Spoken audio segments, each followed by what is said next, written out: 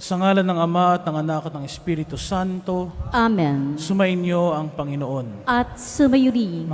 At ngayon, upang tayo maging marapat na gumanap sa banal na pagdiriwang na ito, isipin muna natin sumandali ang ating mga nagagawang mga pagkakasala at mga pagkukulang at ihingi natin ito ng awa at patawad sa Diyos.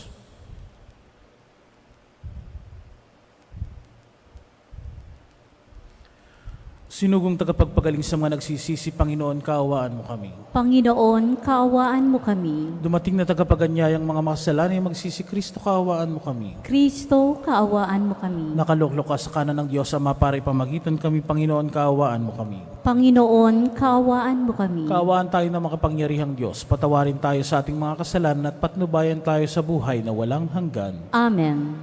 Manalangin tayo. Ama naming makapangyarihan, loobin mong kami tuwangan ng banal na panalangin ng mahal na Birhen upang kami lumaya sa lahat ng panganib at makapanatili sa iyong kapayapaan sa pamagitan ng Jesucristo kasama ng Espiritu Santo magpasawalang hanggan. Amen. Ang lahat po ay magsiupo.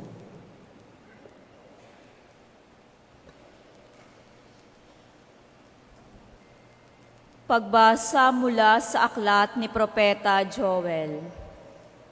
Magluksa kayo at tumangis, mga saserdoteng naghahandog ng haing susunugin sa dambana ng Panginoon.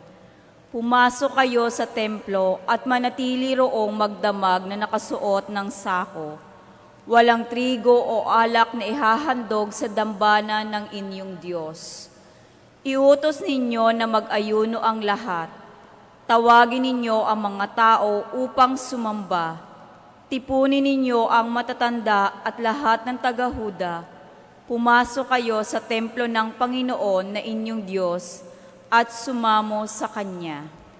Malapit na ang araw ng Panginoon at magaganap ang pagkawasak na likha ng Kanyang kamay. Kalagim-lagim ang araw na yaon. Hipa ninyo ang trompeta. Ibigay ang hudyat sa Sion, sa banal na burol ng Diyos. Manginig ang lahat ng nananahan sa Huda. Dumating na ang araw ng Panginoon. Ito'y makulimlim at malungkot na araw. Madilim ang buong paligid. At lumitaw ang napakakapal na balang tulad ng paglaganap ng liwanag sa kabundukan kung nagbubukang liwayway. Hindi pa nangyayari ang ganito ng mga nakaraang panahon at hindi na mangyayari pang muli. Ang salita ng Diyos. Salamat sa Diyos.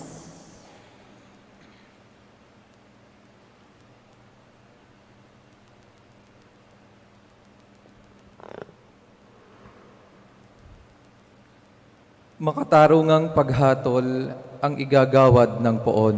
Makatarungang paghatol ang igagawad ng poon.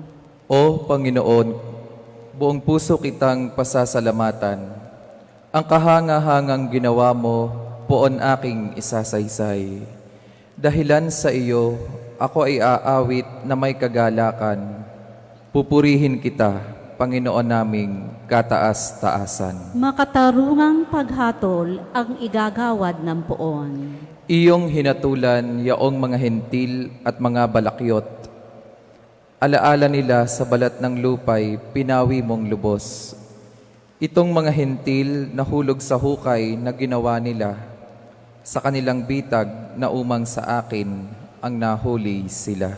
Makatarungang paghatol ang igagawad ng poon. Dapat kilalaning haring walang hanggan itong Panginoon.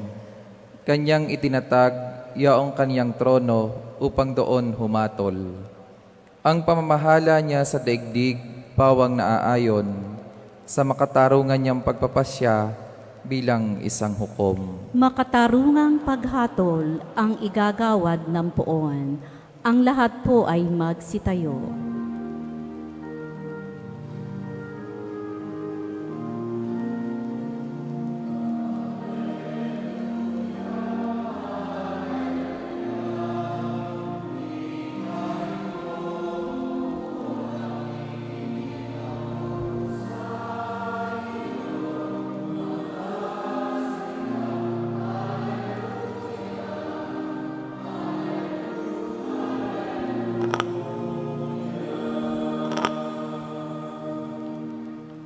Sumainyo ang Panginoon. At sumayo rin. Ang mabuting balita ng Panginoon ayon kay San Lucas. Papuri sa iyo, Panginoon. Noong panahong iyon, matapos palayasin ni Jesus ang isang demonyo, nang gilalas ang mga tao. Ngunit may ilan sa kanila ang nagsabi, si Beelzebul na prinsipe ng mga demonyo ang nagbigay sa kanya ng kapangyarihang magpalayas ng mga demonyo.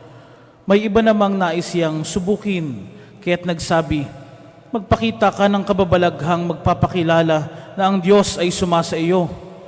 Ngunit batid ni Jesus ang kanilang iniisip, kaya't sinabi sa kanila, babagsak ang bawat kahariang nahahati sa magkakalabang pangkat at mawawasak ang mga bahay roon. Kung maghimagsik si Satanas laban sa kanyang sarili, paano mananatili ang kanyang kaharian? Sinasabi ninyong nagpapalayas ako ng mga demonyo sapagkat binigyan ako ni Beelzebul ng kapangyarihang ito. Kung ako'y nagpapalayas ng mga demonyo sa pamagitan ni Beelzebul, sin naman ang nagbigay ng kapangyarihan sa inyong mga tagasunod na makagawa ng gayon? Sila na rin ang nagpapatunay na maling-mali kayo. Ngayon, kung ako'y nagpapalayas ng mga demonyo sa pamagitan ng kapangyarihan ng Diyos, nangangahulugang dumating na sa inyo ang paghahari ng Diyos. Kapag ang isang taong malakas at nasasandatahan ay nagbabantay sa kanyang bahay, malayo sa panganib ang kanyang ari-arian. Ngunit kung salakayin siya at talunin ng isang taong higit na malakas, sasamsamin nito ang mga sandatang kanyang inaasahan at ipamamahagi ang ari-ariang inagaw. Ang hindi panig sa akin ay laban sa akin, at nagkakalat ang hindi tumutulong sa aking mag-ipon. Kapag lumabas na mula sa tao ang isang masamang espiritu, ito'y gumagala sa mga tigang na lugar at naghahanap ng mapagpapahingahan. Kung walang matagpuan ay sasabihin ito sa sarili, babalik ako sa bahay na aking pinanggalingan. Pagbabalik ay matatagpuan niyang malinis na ang bahay at maayos. Kaya lalabas siyang muli at magsasama ng 7 pang espiritong masasama kaysa kanya at papasok sila at maninirahan doon. Kaya't sumasama kaysa dati ang kalagayan ng taong iyon. Mga minamahal na mga kapatid, ang mabuting balita ng Panginoon. Pinupuri ka namin, Panginoong Hesukristo. Ang lahat po ay magsiupo. Mayroon pong kasabihan, united we stand, divided we fall. Tunay nga naman, ang kahit anong grupo, kahit sinong mga sambahayan, ang watak-watak, ang hindi magkasundo, laging sa pagbagsak. Ngunit kung nagtutulungan, nag-uunawaan, nagmamalasakitan, nananatili. Kaya nga mga minamahal na mga kapatid, ito yung mensahe sa atin ng ating Panginoong Jesucristo. Una, sa kanyang ginagawa na pagpapalayas ng mga demonyo, ngunit meron pa rin mga nagsasabi na demonyo din ang nagbibigay ng kapangyarihan sa ating Panginoong Jesucristo. It's an absurdity nga naman. Hindi natin kumbaga ay hindi tama na mangyari na gamang ang demonyo ang magpapalayas sa demonyo dahil babagsak at babagsak nga naman talaga ang kaharian ni Satanas. Bukod pa sa katotohanan na ang mga demonyo naman talaga, they always work for division. Kaya nga ang laging gusto ng demonyo, ilayo tayo sa Diyos. Pagwatak-watakin tayo, paghiwa-hiwalayin tayo. Pero mga minamahal na mga kapatid, ang nais ng Diyos sa atin, ang nais na Jesus, we work for peace, we work for unity. Magkaisa, hindi yung tayo ay maninira ng ating kapwa. Hindi yung alam mo nang maganda ang ginagawa ng iyong kapwa, pero patuloy pa rin na kasamaan ang iyong ipaninira at ipaparatang sa kanila. We work for peace at yan ang panalangin ng Mahal na Birheng Maria. Yan ang hiling ng Mahal na Birhen nang siya'y huling magpakita at sa mga pagpapakita niya sa mga bata, ng 3 bata sa Fatima. Kaya nga, yun ang ating patuloy na hangarin, yung ating kapayapaan, yung ating pagkakaisa, upang sa ganon, united we stand. Tayo ay magkaisa, manatili sa pananalangin, manatili sa pananampalataya sa ating Panginoong Diyos, manatili sa Kanyang mga biyaya, patuloy na magbibigay sa atin ng lakas para tumayo, para manatili hanggang sa buhay na walang hanggan.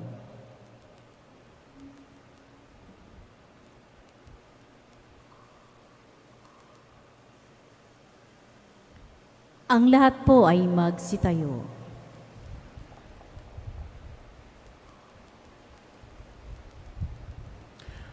Natitipon kay Kristong lumulupig sa lahat ng kasamaan, lumapit tayo sa Ama ng may pananalig, dalang ating idinadalangin mithiin.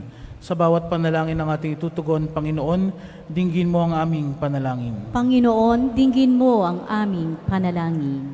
Ang simbahan, naway mapanibago at magbigay ng tapat na pagsaksi sa mga tamang pinahahalagahan sa buhay upang makatulong na ibangon ang nalugmok na sandaigdigan.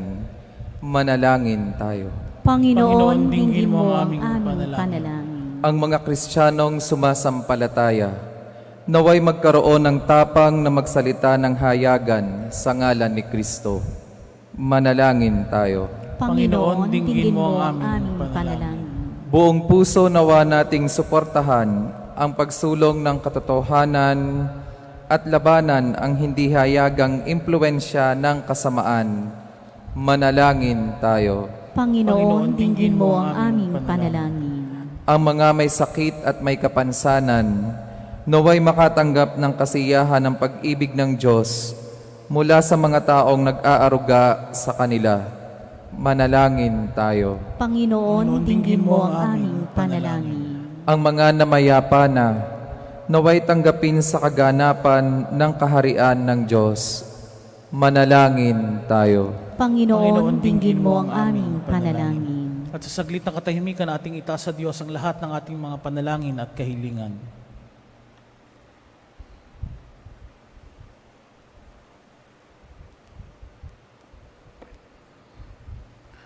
Makapangyarihang Ama, habang itinataas namin ang aming mga panalangin, pinasasalamatan ka namin sa iyong anak na lumupig sa kasalanan at kamatayan.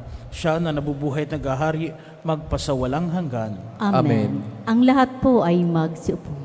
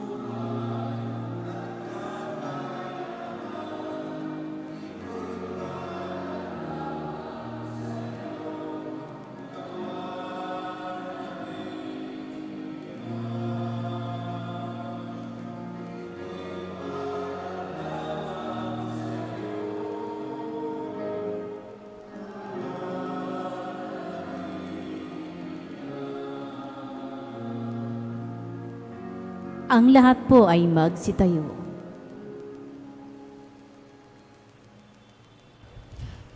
Manalangin kayo mga kapatid upang ang paghahain natin ay kalugdan ng Diyos amang makapangyarihan. Tanggapin nawa ng Panginoon itong paghahain sa iyong makamay sa kapurihan at karangalan sa ating kapakinabangan at sa buong sambayanang banal.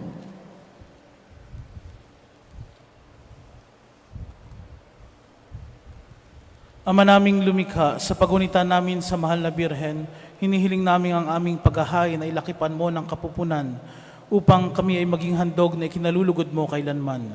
Sa pamagitan ni Jesucristo, kasama ng Espiritu Santo, magpasawalang hanggan. Amen. Sumainyo ang Panginoon. At sumayo rin. Taas sa Diyos ang inyong puso at diwa. Itinaas namin sa Panginoon. Pasalamatan natin ang Panginoong ating Diyos. Marapat na siya'y pasalamatan. Ama naming makapangyarihan, tunay ngang marapat na ikaw ay aming pasalamatan. Ngayong ang mahal na Birhen ng Fatima ay aming pinararangalan. Bukod mong pinagpala sa babaeng lahat, ang mahal na Birheng totoong mapalad na iyong piniling maging ina ng iyong anak, noong isugo mo siya bilang aming Mesiyas. Sa kapangyarihan ng Espiritong Banal, ang Birheng Maria ay naging inang tunay ng iyong anak na kanyang isinilang bilang liwanag nitong sanlibutan.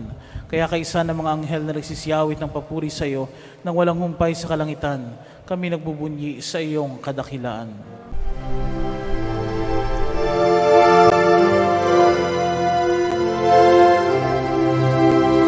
Santo, Santo, Santo, Panginoong Diyos makapangyarihan, napupuno ang langit at lupa ng kalwalhatian mo. Hosana sa kaitaasan, pinagpalang na paririto sa ngalan ng Panginoon. Hosana sa kaitaasan.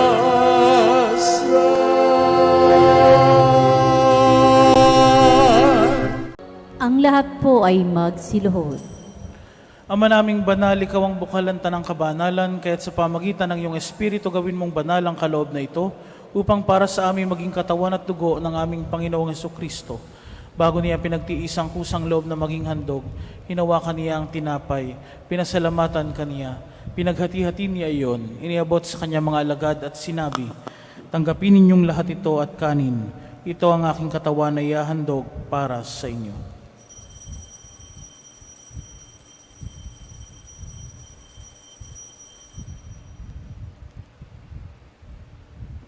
Gayun din naman nang matapos ang hapunan, hinawakan niya ang kalis. Muli kaniyang pinasalamatan.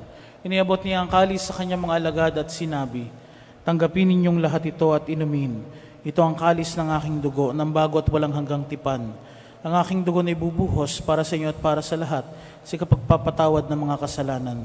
Gawin ninyo ito sa pag-alala sa akin."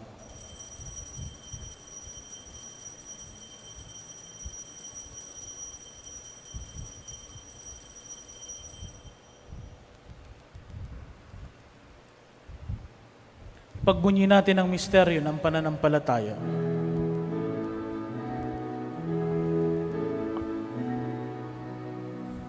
Si Kristo ay namatay. Si Kristo ay nabuhay. Si Kristo ay babalik sa wakas.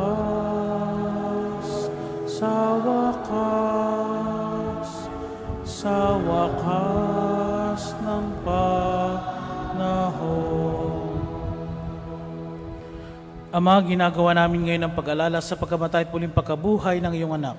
Kaya tiniaalay namin sa iyo ang tinapay na nagbibigay buhay at ang kalis na nagkakaloob ng kaligtasan.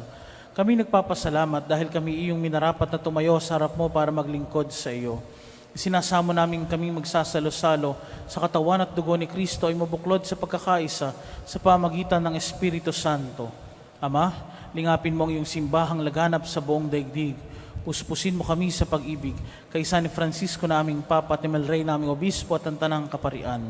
Alalahanin mo rin ang mga kapatid naming nahimlay nang may pag-asang sila'y muling mabubuhay, gayon din ang lahat ng mga pumanaw. Kaawaan mo sila at patuloyin sa iyong kaliwanagan. Kaawaan mo at pagindapan kaming lahat na makasalo sa iyong buhay na walang wakas. Kaisa ng mahal na Birheng Maria na ina ng Diyos at Birhen ng Fatima, kaisa ni San Jose na kanyang kabiyak ng puso, kaisa ng mga apostol, kaisa ni San Fernando ang aming patron at ang lahat ng mga banal na namuhay dito sa daigdig ng kalugod-lugod sa iyo, may pagdiwang nawa namin ang pagpupuri sa kararangal mo sa pamagitan ng iyong anak na aming Panginoong Hesukristo. Sa pamagitan ni Kristo kasama niya at sa Kanya, ang lahat ng parangal at papuri ay sa iyo, Diyos amang makapangyarihan, kasama ng Espiritu Santo, magpasawalang hanggan.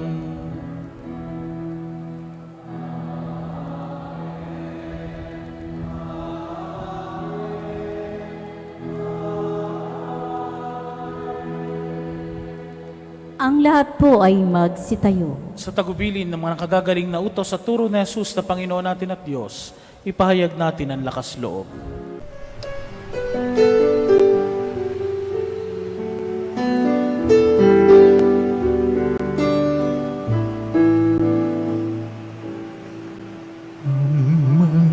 namin sumasalang ka, sambahin ang ngalan mo, mapasamin ang kaharian mo, sundin ang loob mo dito sa lupa para nang sa langit. Bigyan mo po kami ngayon ng aming kakanin sa araw-araw at patawarin mo kami sa aming mga sala para ng pagpapatawan namin sa nagkakasala sa amin, at huwag mo kaming ipagdulot sa tukso, at yadya mo kami sa lahat ng masama. Inihiling namin kami adya sa lahat ng masama, pagkalooban ng kapayapaan araw-araw, iligtas sa kasalanan at ilayo sa lahat ng kapahamakan. Samantalang aming pinananabikan ng dakilang araw ng pagpapahayag ng tagapagligtas namin, si Jesucristo. Sapagkat iyo ang kaharian, kapangyarihan at kapurihan, ngayon at magpakailanman, ngayon at magpakailanman. Panginoong Jesucristo, sinabi mo sa iyong mga apostol, kapayapaan ang iniiwan ko sa inyo, ang aking kapayapaan ang ibinibigay ko sa inyo. Tunghayan mo ang aming pananampalataya at wag ang aming pagkakasala. Pagkalooban mo kami ng kapayapaan at pagkakaisa ayon sa iyong kalooban, kasama ng Espiritu Santo, magpasawalang hanggan. Amen. Ang kapayapaan ng Panginoon ay laging sumainyo. At sumayo rin. Bigayan kayo ng kapayapaan sa isa't isa. Peace with you.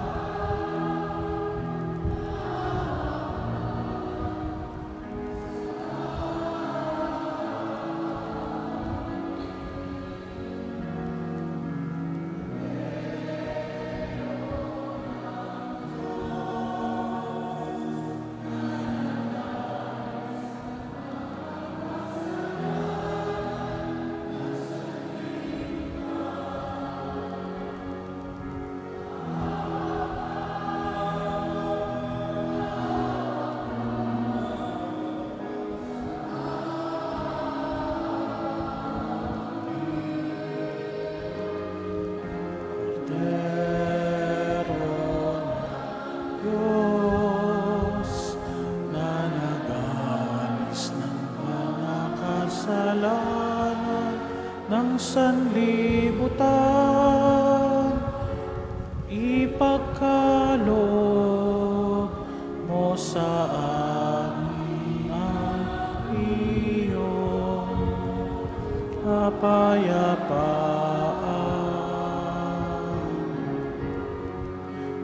kapayapaan.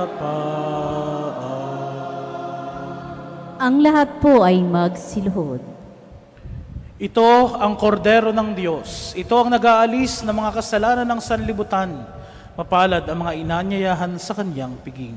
Panginoon, hindi ako karapat-dapat na magpatuloy sa iyo, ngunit sa isang salita mo lamang ay gagaling na ako.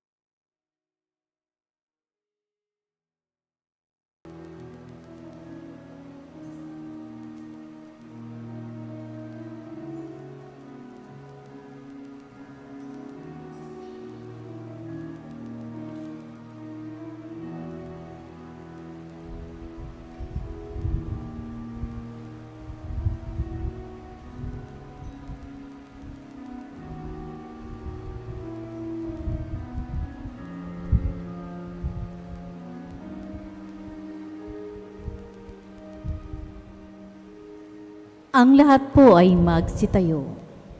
Manalangin tayo. Ama naming mapagmahal, ang aming pagsasalo sa haing nagbibigay buhay, sa pagunita namin sa mahal na ina ng iyong anak, ay magdulot nawa sa amin ang iyong kagandahang loob, upang lagi naming madama ang iyong paglingap sa pamagitan ng Jesucristo, kasama ng Espiritu Santo, magpasawalang hanggan. Amen. Maraming salamat po sa inyong lahat na nakiisa sa ating banal na pagdiriwang ng misa, gayon din ang mga nakiisa sa atin via online streaming. Sumainyo ang Panginoon. At sumayo rin. At pagpalain kayong lagi ng makapangyarihan at papagmahal na Diyos, Ama at Anak at Espiritu Santo. Amen. Tapos na ang banal na misa, humayo kayong mapayapa. Salamat sa Diyos. Salve Regina.